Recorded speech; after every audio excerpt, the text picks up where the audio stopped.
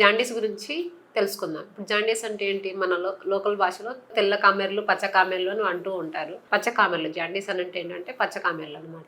ఇది ఎప్పుడు మనకి బయట తెలుస్తుందని అంటే మనకి ఎలాంటి లక్షణాలు ఉంటాయి, ఎప్పుడెప్పుడు వస్తుంది జాండీస్ అనేది అని అంటే మామూలుగా వైరల్ ఇన్ఫెక్షన్స్ ఏమైనా ఉన్నప్పుడు వైరల్ హెపటైటిస్ అని అంటారు.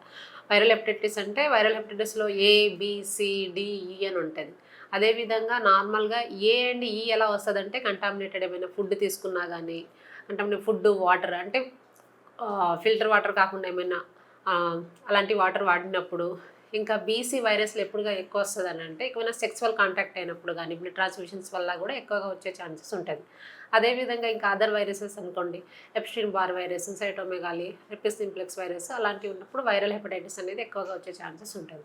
అదేవిధంగా మోస్ట్లీ వైరల్ హెపటైటిస్ తర్వాత ఆల్కహాలిక్ హెపటైటిస్ అంటే ఎక్కువగా మందు తాగే వాళ్ళలో కంటిన్యూస్గా అలా మందు తాగినప్పుడు కూడా లివర్ మీద ఎఫెక్ట్ పడేసి హెపటైటిస్ జాండీస్ లాగా మనకి వస్తుంది, ఆల్కహాలిక్ హెపటైటిస్ అని అంటాం.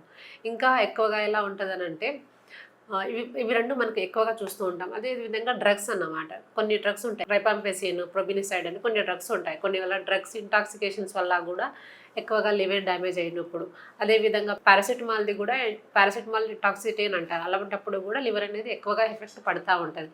ఇంకొకటి ఎన్విరాన్మెంటల్స్ ఏమైనా టాక్సిన్స్ అలా ఉన్నప్పుడు కూడా ఓకే.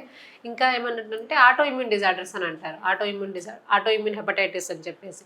ఇంకా మనకి కొన్ని కాపర్ మెటబాలిజం అని ఉంటుంది. కాపర్ మెటబాలిజం ఎక్కువగా మేల్స్లలో అంటే ఎక్కువగా మగవారిలలో వస్తుందన్నమాట. కాపర్ విత్ లివర్ కాంబినేషన్లో కాపర్ డిపాజిట్ ఎక్కువైనప్పుడు కానీ అలాంటప్పుడు విల్సన్స్ డిసీజ్ అని అంటారు.